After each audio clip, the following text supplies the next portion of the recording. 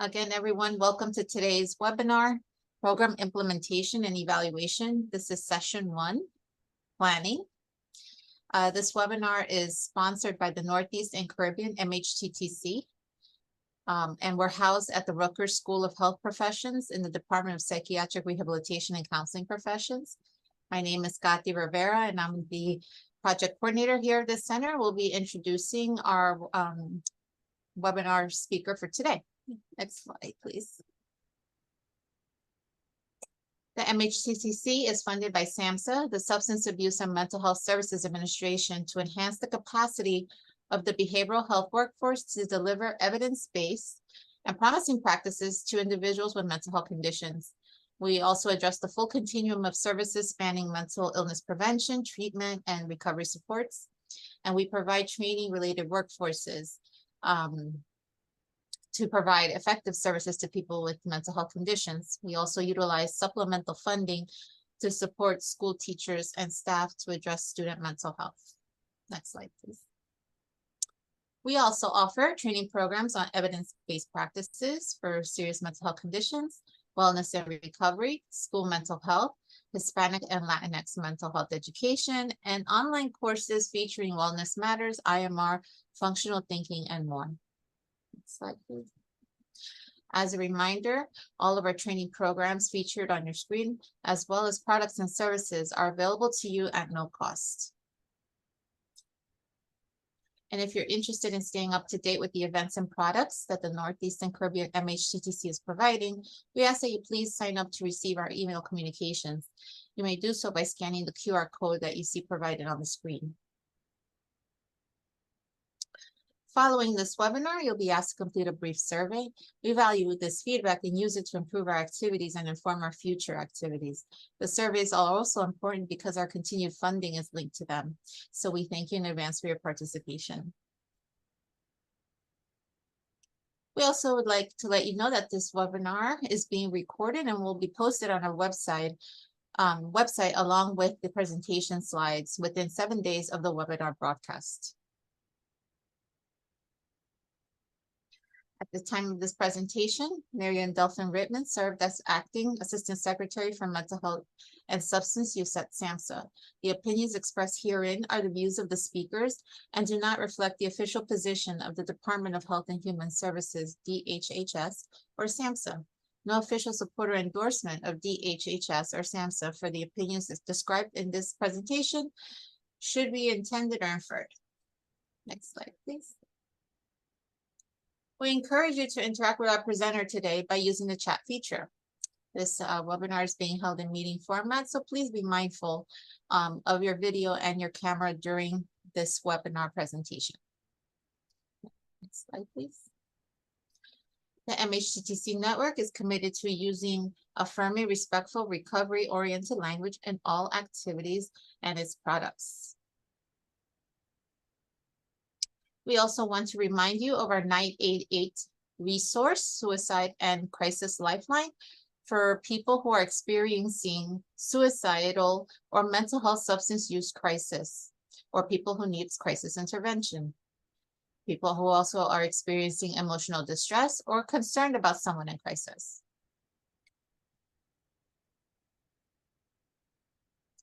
Now at this time, I will turn it over to Sean Karzak, who is our Assistant Research Coordinator here at the Northeast and Caribbean MHTTC. Hey, thanks, Katy, and thanks everyone for joining us today. Just a little bit about me and kind of what got me thinking about this training series. So I'm Sean Karzak, Assistant Research Coordinator at Rutgers. I work on several different research projects and evaluation projects. At the MHTTC, I'm the evaluator for the center. So I'm assisting with planning some of the evaluations of our trainings, and also those post trainings that we have.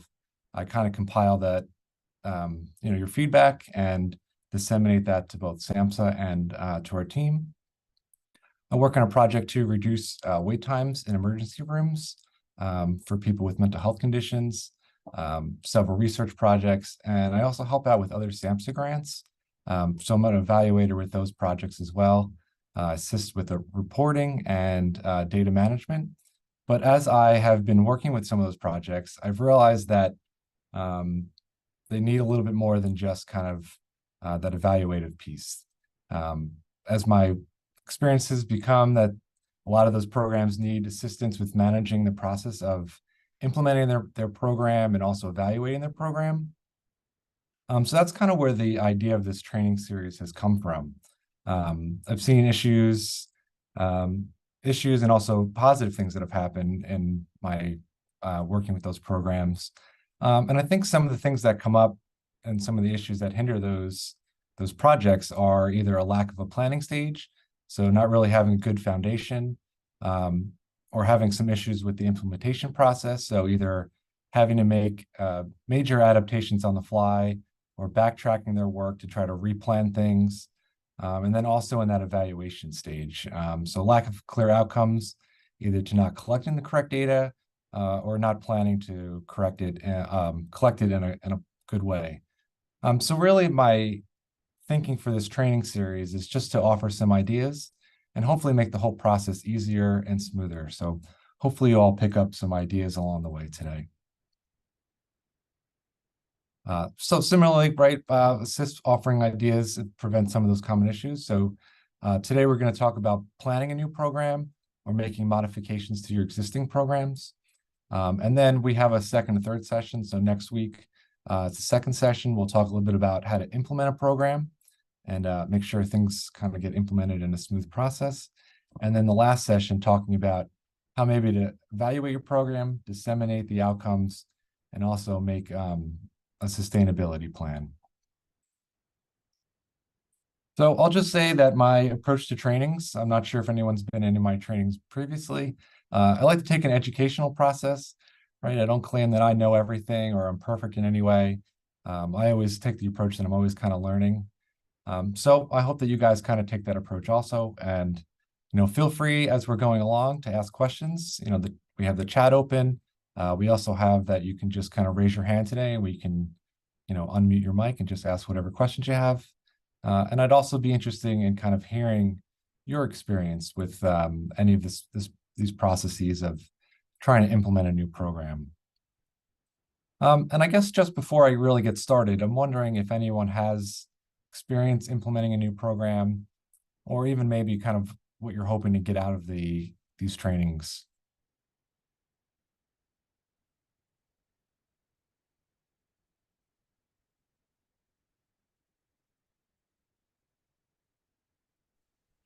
Please feel free to share in the chat or you may unmute your mic.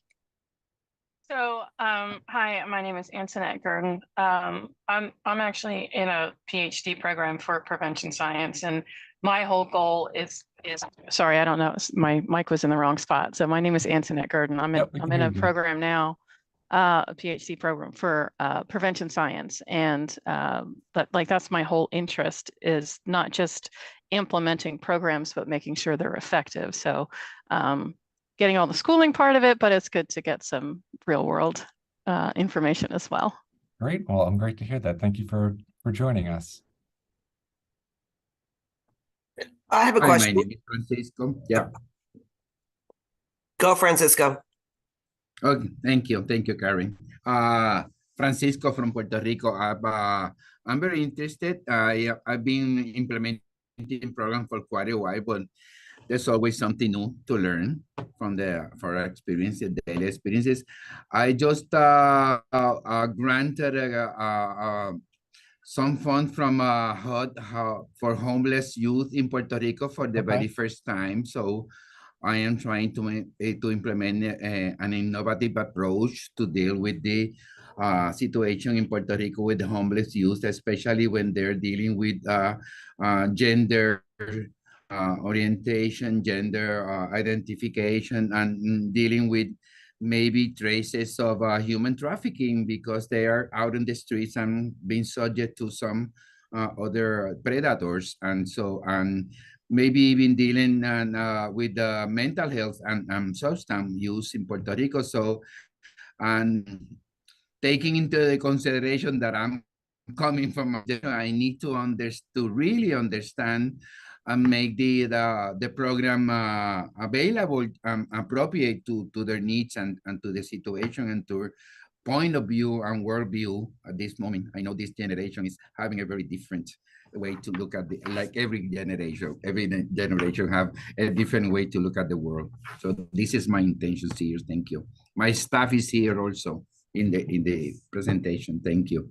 Great. Well, thank you for joining us, and congrats on your grant that you received. It's exciting for your new Thank you. program. Yeah, thank you. Thank you so. So, hi, I'm Karen McGrillis, and I am working at Rutgers Brady UBHC. The project that I'm working on right now is to roll out training to the 9 children's CCIS units across the state. We have 4 top topics. One is dialectical behavioral therapy. The other one is sexual orientation and gender identity issues. The other one is trauma. And the last one is working with youth who have IDD and also mental health challenges. So I did publish with Ken Gill and Peggy Swarbrick with some other people on training, right?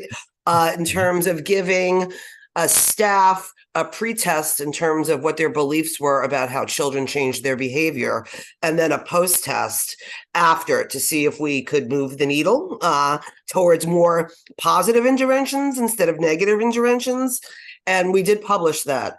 So the stuff that I'm really interested in learning over the next 3 sessions are things like, if I'm going to plan out this DBT training, what are probably the 3 things that I need to ask the staff before, after, or just after to make sure that they learn the skills? Then those experts will come back in 3 months and do a follow-up with them to see how implementation is going. We're setting up consultation and learning communities to talk about it, to include all of that. I'm also interested in the evaluation process really beforehand. And speaking with Peggy, I wish we had gotten more youth and family input into this project. Front-ended. We're in the middle of it right now, and I'm talking to everybody about how to get youth and family input as it's going on. So one of the things, Karen Ray's on the call. Karen Ray and I did something with Trinitas once, and they just simply introduced something to the youth when they were doing allied therapies like trauma-informed yoga or music therapy. The kids came out and they just checked, I feel better, I feel worse, or I feel the same. And that was their outcome so I'm interested in any and all of those things. Great. I think we'll cover some of that briefly today, and definitely in more detail next week, kind of some of the data collection strategies that we can go through. Thank you. Appreciate you sharing. Thank you. We have some people in the chat saying looking to understand the whole process better. So hopefully I can give you a good overview of things. Have Ariel just introducing herself. So hi, Ariel, appreciate that. Okay, so I'm just gonna try to get started here, and as we go through, again, feel free to let me know if you have questions or thoughts on anything. So today's agenda, we're going to talk about the planning stage. So we're going to talk a little bit about who does this planning and how to kind of pick a team to do planning a new project or implementing something new. We'll talk a little bit about assessing program readiness, so identifying available resources and strengths, and also maybe identifying areas of needs. We'll talk about goal setting, so setting target goals and outcomes, and identifying what's needed to achieve those target goals, and try to use some of this information to create a plan for change. And then if we get to it today, we'll talk a little bit about the data collection plan, and ideally just overall how to build a solid foundation. So before I kind of go into all of that kind of stuff, I just wanted to bring up the implementation science background. There is just kind of an endless amount of different frameworks for implementation evaluation. And, as I've tried to use some of them I like better than others. I think each of them have their own strengths and weaknesses. I think the ones that I think are weaker are actually the ones that are very theoretical and dense. And I say that only because they become very challenging to use. There's just kind of so many different moving parts, and trying to use it in a practical way can be very overwhelming. So with that said, I like the ones that are a little bit more usable, a little bit less theoretical, and a little bit more straightforward. But as we go through, I'll try to bring up examples and try to share some tools throughout kind of each of them that I think are helpful. And I think those tools will overlap, but I like to share them because I'm sure people have preferences on one or the other when you take a look at them. So I just kind of want to bring one up, one that I really like that I think is really simple that we've used in some of the other programs that I've done evaluations for. And I think all of them can overlap a little bit with this, and they all kind of attach similarly to the ideas here. So this one is the Plan, Do, Study, Act model. So the PDSA model, and it's a structured approach to implementing improvements and adaptations to existing programs. And it's simply broken down into 4 steps. So the first step is this plan stage. So in this stage, you might be identifying where the agency currently is and where the project would like to go. So things in this would be like identifying key personnel, selecting some change leaders, outlining goals and desired outcomes, assessing readiness of the agency, creating that improvement plan, and identifying available resources and strengths. So this stage we're kind of going over today. So you can kind of, think about those things in the planning stage. The next one is the do stage. So this is probably what we'll cover next week. So putting the plan into action. So beginning implementing a new project or changing existing things to an existing project. So in this stage will be new programs are being used, might be doing some trainings for staff, offering additional supervisions, and kind of while we're doing, making sure we collect observations and how things are going. So the third step is the study stage. So in this stage, we're looking at that outcome data and looking at how the process is progressing overall. And then also in this stage, those key personnel will be holding debriefing meetings, kind of comparing the data, what they have to the original goals, and kind of really thinking about what is working and what isn't working. And then those meetings and thinking about that kind of lead into the last part, which is the act stage. So using those observations and knowledge that's gained, making any refinements to the improvement plan, making any tweaks to the program, kind of learning from what are mistakes. And I think that's really the advantage of this kind of simple model of the PDSA. It allows us to make fixes and improvements as kind of we go along and learn about ourselves, and allows us to be flexible, right? Sometimes we don't know what we don't know, right? Sometimes we think strengths are strengths when they might not actually be, or weaknesses aren't weaknesses. So it really just allows us to kind of take what's working, what are we learning, and kind of rework that into our program. And in the PDSA model, it's kind of a continuous thing. So you kind of go through those all steps. And then once you kind of have a sense of what's going on, what's working, what's not, kind of going through that whole process again. But like I said before, apologize about that. There's lots of different ones. There's the REAIM, the Reach Effectiveness, Adaptation, Implementation Maintenance model. There's this ERIC model, the EPIS model. So there's lots of different models. Again, they kind of overlap. But just for some simplicity, just trying to give you a little bit of the background for them. So I'm wondering if anyone's heard of these frameworks or used them in the past, or anyone has any familiarity with them.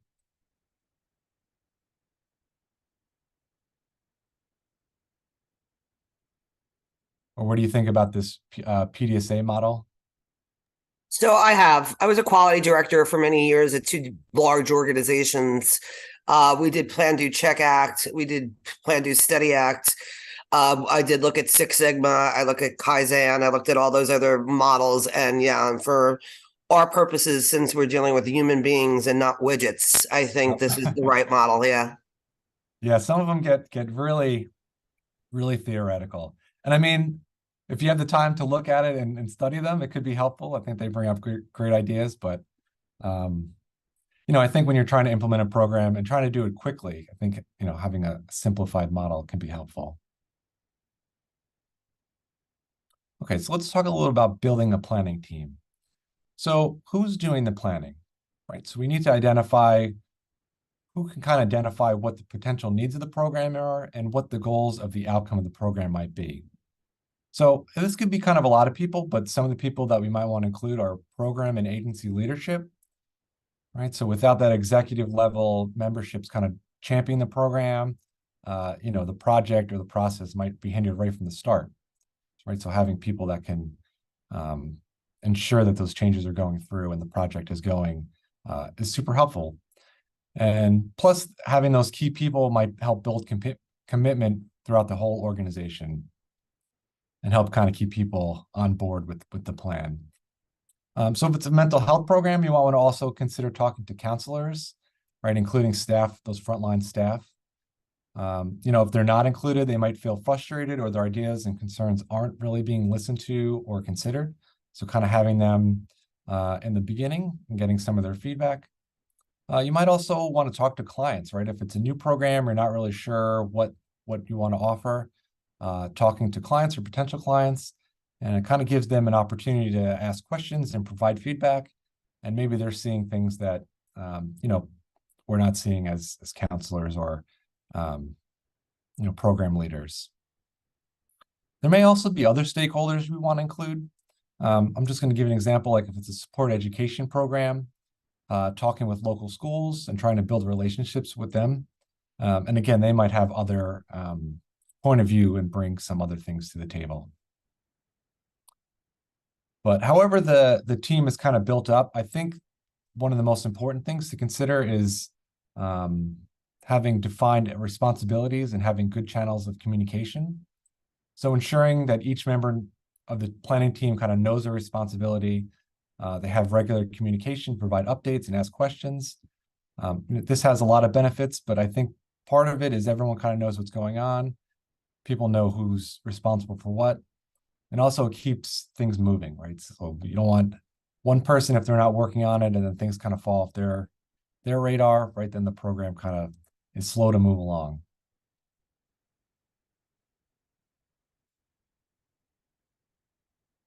So let's talk a little bit about program readiness. So so how ready is your program to implement this new program? And trying to understand your strengths and weaknesses. And I'm going to kind of go through some of these and speak a little generally, as it'll be kind of an individualized process for the program or the agency that has their kind of unique characteristics. But just to give some general ideas on things to think about and kind of how to start the process. So these are the ones we're going to talk a little bit about, talking about your existing services, examining your location, access to clients, needs of services, considering funding and funding opportunities, and also staffing. So for assessing your existing services, thinking about what services that can be incorporated into or added onto. Is this program going to be a new program? So that's a challenge in itself, right? If it's a totally new program, there's lots of services and processes that you kind of have to work on and put into practice. Just for example, right? If you're a new program, you might not have a billing department, so getting all those things kind of set up. Whereas an existing kind of service, right? If you're already an agency and just adding a new program or adding a research project to it, some of those services and processes are kind of already built out. I'm thinking about a program in New Jersey. They have a support housing program, partial care program.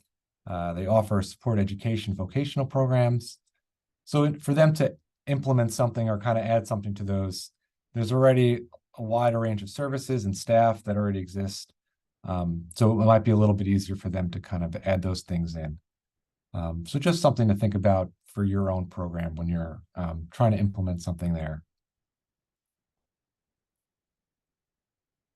Another thing to consider is location. So where's your program being done? And I think, just thinking about this a little bit with COVID, right? We had a lot of programs that were in person that went virtual and then are now going from virtual to in person. So at that point, location might not have mattered as much. But I think now that we're kind of transitioning back and having more in-person services, thinking about your location is really kind of becoming a more important thing. So again, if it's a new program, finding a location for that new program that makes sense. I worked with one program, they had created a drop-in center. However, it was kind of difficult to get to. There was kind of no bus stop to get there. It was a little bit out of the way. There was sidewalks, but it was still a challenge to walk to. And, unfortunately, because of those things, they had, low census numbers. So the location they picked for that particular program wasn't really an ideal kind of place. So thinking about those things, and conversely, you may be using an existing location. So again, thinking about, does this location make sense for the type of program they are offering? So are the clients coming to your program? So if they're coming there, how are they going to get there? Is it easy to walk to? Is there public transportation, or is there parking available? Or maybe you're going out to the clients. So how do you get there, right? If you're doing a supported housing program, thinking about, other transportation and time costs for those things. But whatever you end up deciding, I'd like to bring up the idea of doing a walkthrough. We did a walkthrough with a program I'm working on, and you really get a totally different sense of what the experience is for the person if they're going to get those services. So in a walkthrough, you kind of pretend to be a client of the service. Thinking about how would you access it if you're someone coming from a totally different location. What's it like for the person to kind of walk through and get the services? How challenging is it? I think you pick up a lot of things. I worked in the one program we were doing in hospitals, and you're walking down a hallway, all of a sudden the hallway gets very narrow, or it's very loud, might be overstimulating. So I think kind of putting yourself in those perspective of the client, of who's receiving the services or how challenging it is to get there, can really add a benefit of trying to iron out all those potential kinks. So I talked a little about this on that previous slide, but also just how are you going to access your clients? So it's definitely easier for existing programs. Again, that program gave an example of, if you have all those different services, it's easier to offer information about your new program or your research project to them, and refer those clients to those new programs. But on the other side, it might be a challenge for new agencies, right? So you might have to try to do some advertisement or outreach to find those eligible clients, and also building relationships with other mental health programs. So other mental health programs might have a pool of clients that they serve that might be a perfect fit for your program, but you have to kind of get to them, right? So building those relationships can be helpful to access those clients.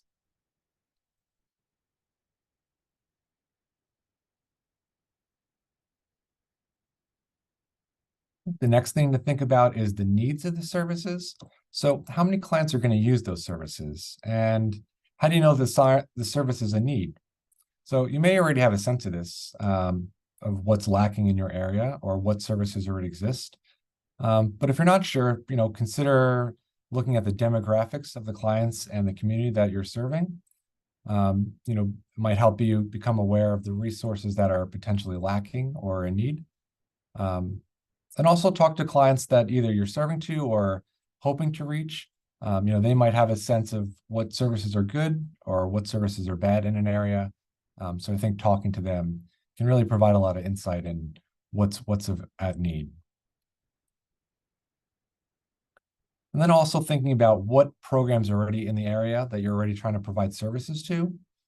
So, if you're trying to start a supported housing program when there's already other housing programs in the area, you're really just going to be competing for clients, especially if they're an established program already. So just consider what kind of services are in your area already, so you don't overlap services. And then the part that nobody ever wants to think about, that's always a challenge, is funding, right? So how are we going to fund the program? So funding might be allocated by your agency, or potentially from a grant, right? But securing all that funding really is, the lifeline of our programs, right? We have to fund staff that might be new or existing staff, having funding to train staff. So we'll talk a little bit more staffing more in a bit, but just considering how funding gets at staff members and And also different services, right? So transportation needs, supplies that are needed for the programs, paying for the housing, the program at a building. And also if we need to secure funding, how to have those conversations with the agency to create funding, or potentially having to seek a new grant. So I know one of the things that came up in a lot of our requested topics were how to seek a grant or writing a grant.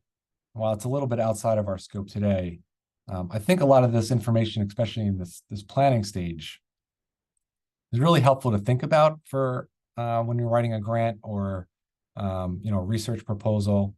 They're going to want to know that you kind of thought through a lot of these different things and are aware of what your strengths are and what your weaknesses are, and kind of having a plan on how to overcome some of those potential challenges. Right, so they're going to want to know how you're going to spend the funding, how you're going to staff those programs, where it's going to be done, and what kind of resources you have towards it. So I think that this information might be helpful for any of those people that were looking for that.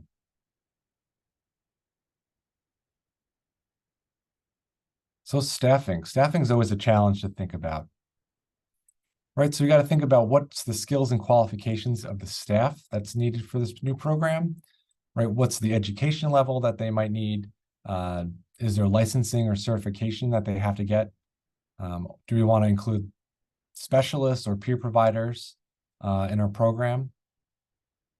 Then there's always the challenge of having to hiring staff, right? So considering what's needed as far as education licensing, but how will you recruit staff and advertise as open positions? Again, budgeting for the staff and any specialists. And we know really now that there's a lot of staffing shortages, and there's always a hiring challenge to recruit and keep qualified staff. And also, if you're starting a grant, budgeting in time to hire staff, unfortunately, it's always an issue, right? If you get a grant or have had a grant, they give you those fundings, and it seems to always start the day of or the day before. And if you're not fully staffed or have a plan for staffing, you're always kind of rushing to play catch up. And one way to kind of get around that is also considering what staffing already exists in your agency. So what staff do you have that have qualifications that might meet this new program? How can you utilize existing staff already and kind of transition them into that new role? Okay, so I know I threw a lot of information out just now, so kind of just want to check in and see people's thoughts, if they've had these challenges or experienced these challenges. If anyone thinks that for their program or the research project they're interested in, we're seeing that these could be a strength or a limitation at your program.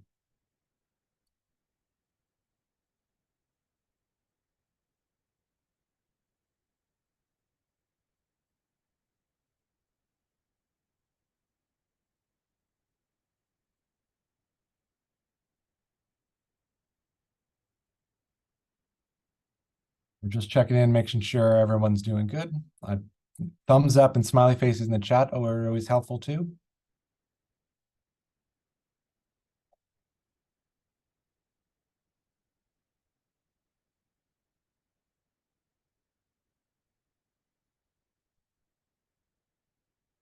Right, I'm seeing some thumbs up and some smiley faces. So that's great.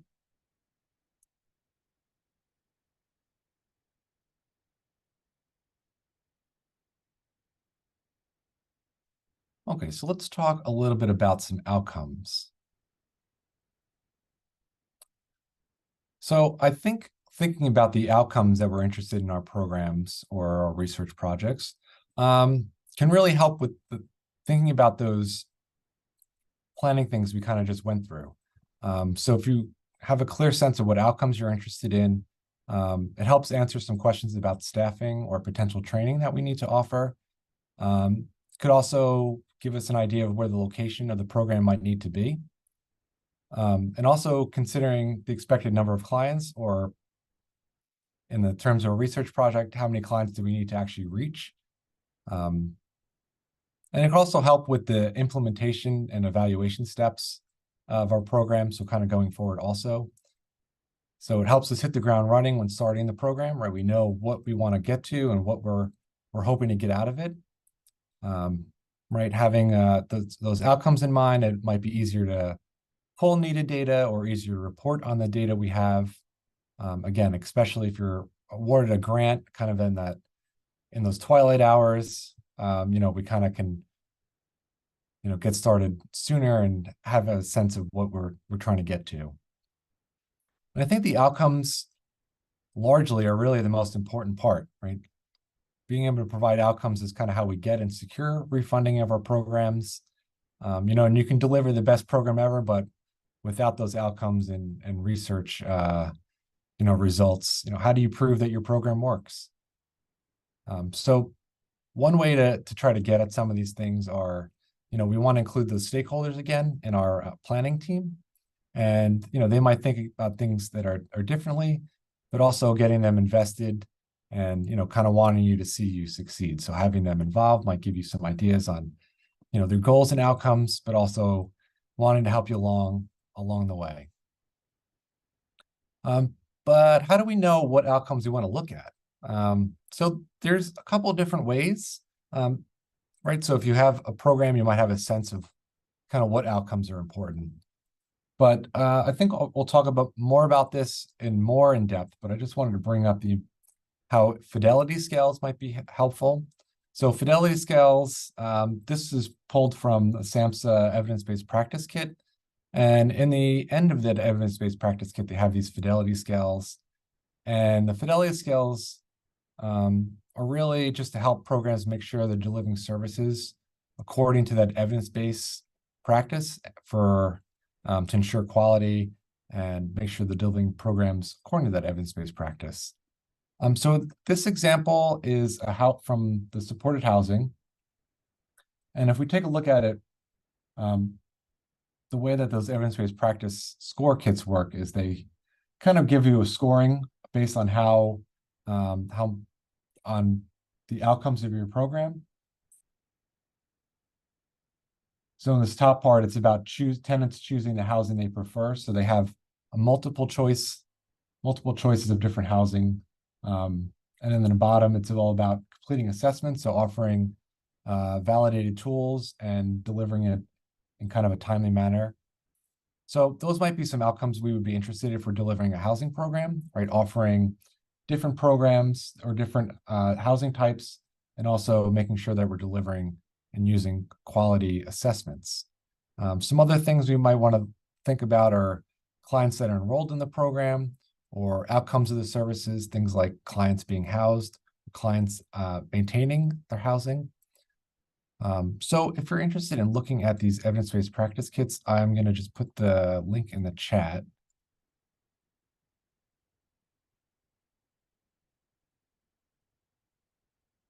And I will say that there's a bunch up there. SAMHSA keeps taking them down and updating them and removing them. So as of today, I'm not sure which evidence-based practice kits are up there, but they had supported housing, education, peer services, IMR services. Those are all up there when I last checked. So you could take a look at those. I think they're a great resource overall, just to kind of think about. And again, kind of gives you an idea of what outcomes you might be interested in looking at. There's also one of the implementation and evaluation kind of overall theory guides. They have a list of, I would say, promising practices. I'm not sure that their guides are as in-depth as the SAMHSA evidence-based practice kits.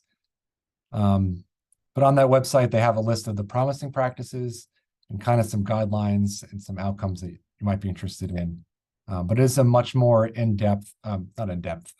much more wide variety of services that they discuss.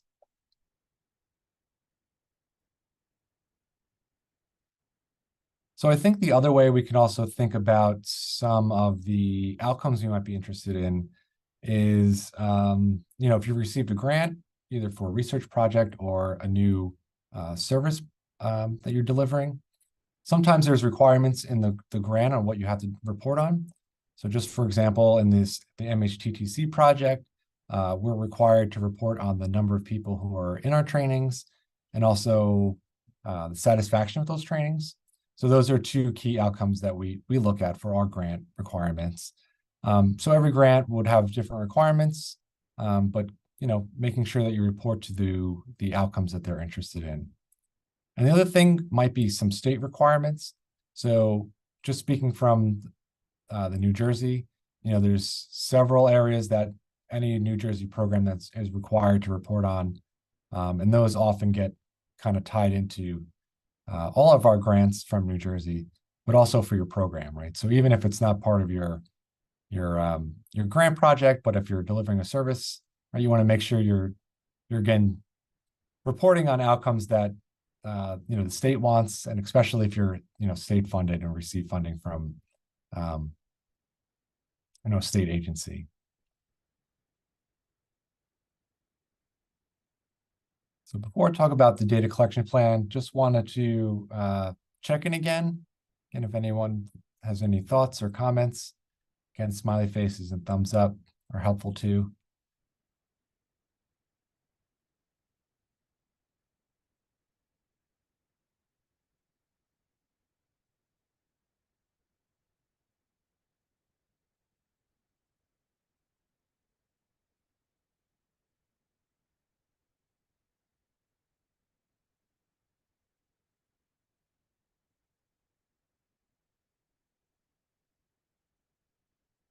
All right, thank you. I'm seeing some thumbs up and some smiley faces. It's great.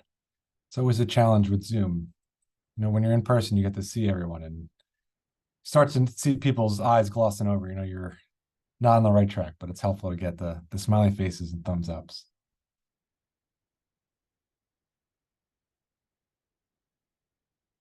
Okay, so let's talk a little bit about data collection plans, right? So we have some of our outcomes we're interested in. But how do we plan for our data collection and to make sure that we're collecting the data that we need to collect? Right, so good data collection is vital for those programs. Right, we want to know if you're serving the right clients, and we want to know that the clients are kind of benefiting from the program that we're delivering. Or we want to see if the program's effective and helpful. And it's essential to report for your program, for those external auditors, reporting to funders. If you're doing a research project, making sure that we are getting the research outcomes we want, especially if we're trying to go for publications, right? You want to make sure you're getting good data and, able to use it.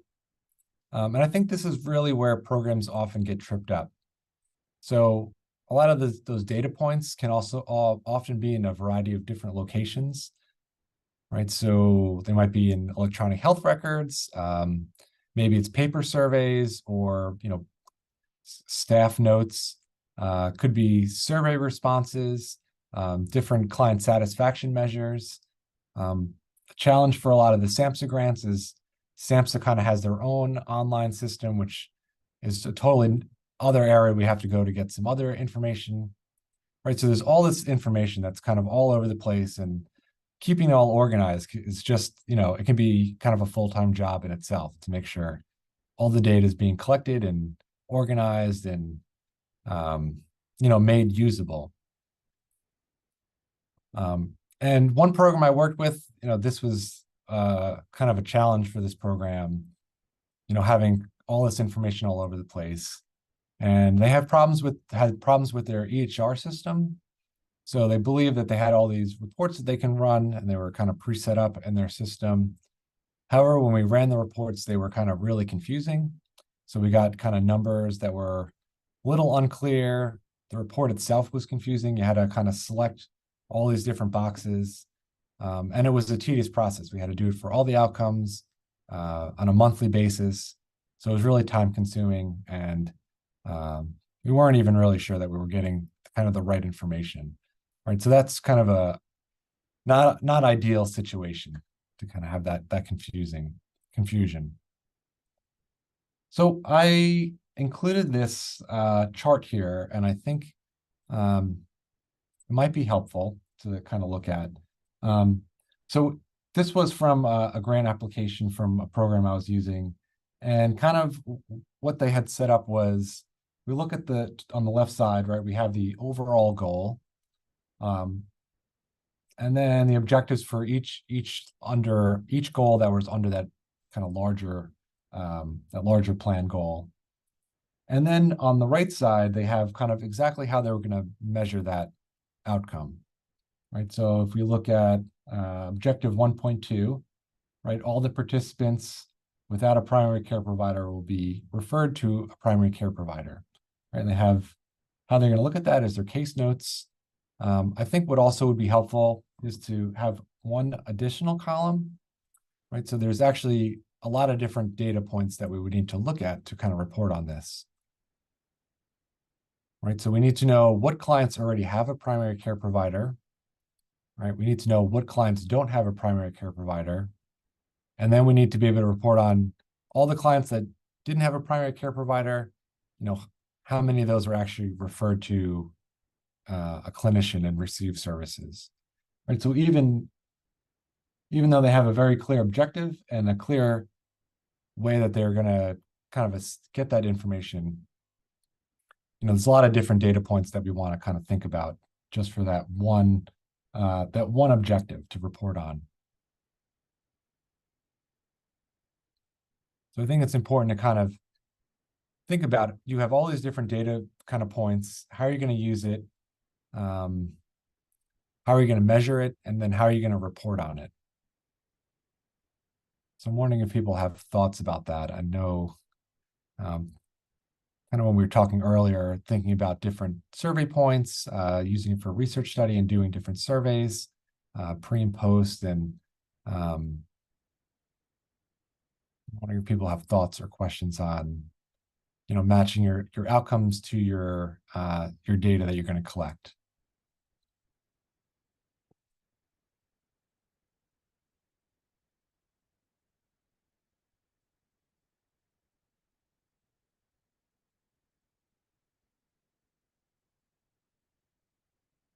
Yes, Antoinette says this is the point people often miss at the planning stage. Yeah, I think, they think through a lot of the staffing and location and, how are we going to deliver the services? And then once we get the program started, right, it's, you're kind of backtracking. How are we going to collect that information, or what should we collect? And then it's the challenges. Then you have kind of really good data once you kind of get your plans, situated. But then you might have some messy outcomes from those earlier clients. Yeah, and I think having a plan going in too, if you're doing, if you're interested in doing like a pre-post test, right, you want to see how clients start and then kind of how they end up kind of afterwards, making sure that you've thought through when you're going to deliver those surveys, right? Do you want to deliver in the beginning? Do you want to deliver them at the end? Is there going to be an intervention in between? You can get into a lot of research design, right? Having waitlist controls, right? There's kind of an endless way you can kind of go about some of that stuff. But without having a plan in the beginning, it's hard to kind of backtrack and redo all that and recreate like a pre-post kind of situation. I think that people think of data as like this mysterious thing. Yeah. So they're scared of it. So I think it's a really good point to, from the very beginning, you can set up some of your processes. You can even set up your EHR or, whatever internal processes you have for, registering people into your program or whatever. You can set them up on the front end so that all you have to do when it comes time to report is hit a button because you've already structured it to spit out the data that you need. Yeah, I think that's a great point too, is we can automate a lot of that kind of stuff, right? And, when you fill in information in spot A, it automatically populates spot B. And for sure, yeah, I think that it definitely simplifies the process. And again, if you're doing it at the beginning and have the plan, you're not trying to be like scrambling when it's time to report and find all your data. Yeah, and that just sort of perpetuates that whole data is scary thing because Yes. people don't plan for it, and then they get to the end where they have to report, and they're like, I don't know how to do that. So if you built it in right from the beginning, then it's not so scary. Right, and I for myself, I was never super strong in math, and that might be one area that kind of led me to working in the, mental health field. Um, so it's kind of a strength that we overlook, being in the counseling field sometimes. Well, they're two very different skill sets, and generally the people that are good at math and statistics don't go into social work. Right. And the people who are good at social work generally don't have the head for the data and the statistics. So it's good to put someone on that team, going back to the planning process, it's good to put someone on that team who's got that data head to help you think through those things at the beginning. Yeah, really, that's a great point too, is goes back to that, the planning stage, right? Thinking about what your team's strengths and weaknesses are. I said the program, but also, building a team that, kind of complements each other and, can work together to, make a great program. See some people in the chat. Let's see here. Everyone says we have some trouble collecting enough data because the problem we want to assess hasn't been researched enough. Is there any suggestion on how we could work around on a poor data situation? Do you think maybe you could speak a little bit more on maybe some of what your challenges that you kind of see for collecting data are?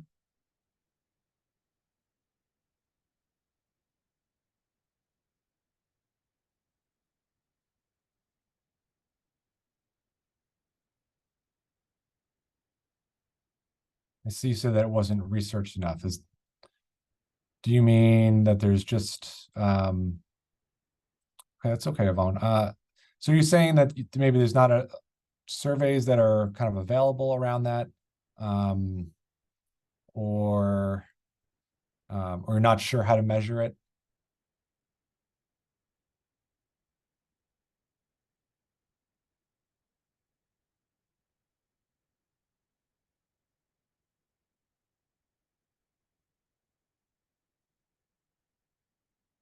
I mean, surveys we want to help certain community, for example.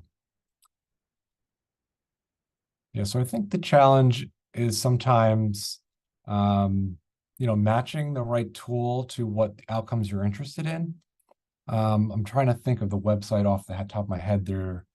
I'd have to look for it, but there's a website that actually you can kind of put in what you're interested in looking at, and they kind of suggest roughly some surveys that might actually be helpful to collect that data. But I would have to go back and go through my long list of bookmarks to try to find that website. But Yvonne, if you can provide some more information, I might be able to offer some ideas.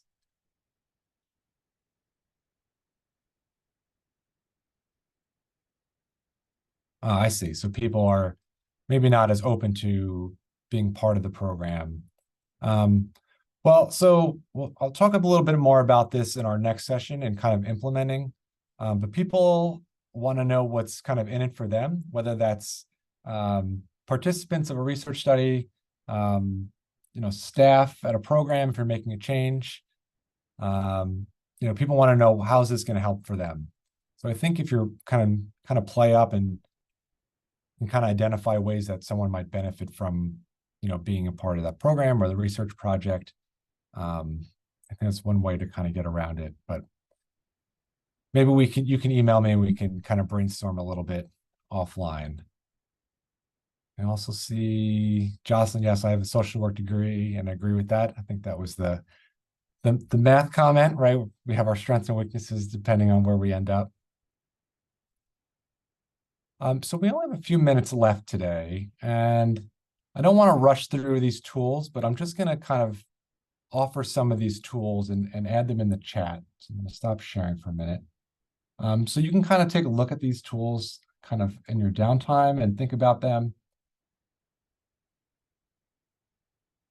So these are a lot of the planning tools. So this first one is from the REAIM framework. And see if I can pull this up and share it really quick for you guys, so you take a look at them.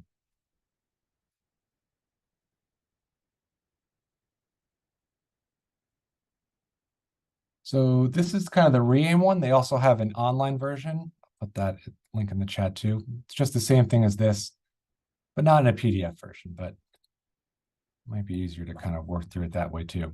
So in this one, it kind of just has text boxes and kind of prompts you for some of the things we covered today, right? So ask things like whom you would like to reach in your initiative, define who is a target population who might benefit. I'm going to just scroll a little bit. I don't want to make people dizzy, so I won't go too far, but how and will you reach those people and how you're going to advertise and promote your program. So that's one tool. I'll add this one in the chat also. So this is the PDSA tool. So this is kind of that Plan, Do, Study, Act, and talks a little bit about what the overall kind of, I gave an overall, but kind of goes into a little similar information. I'm just going to scroll down, and this also has boxes, right? So who's going to help us identify who's going to be a leader in our program and take responsibilities? How are we going to implement and overcome some of those challenges? So we see that this kind of gets at some of these boxes to prompt you kind of thinking about those new projects also. Let's see if I can, that one. So here's the PDSA tool.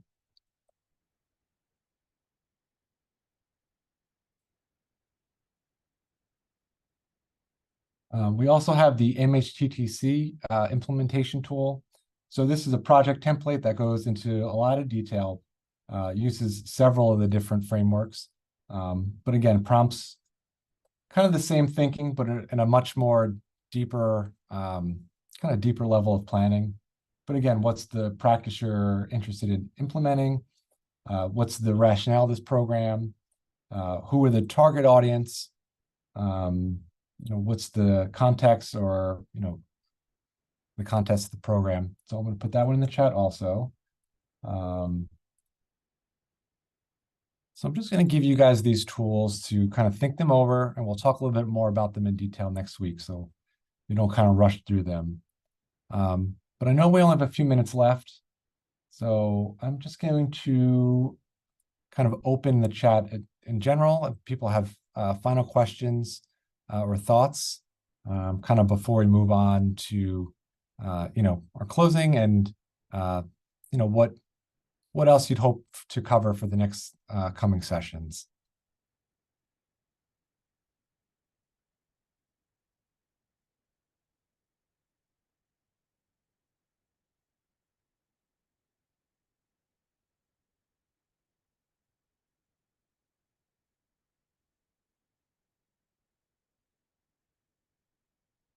Please feel free to unmute your mic if you wish.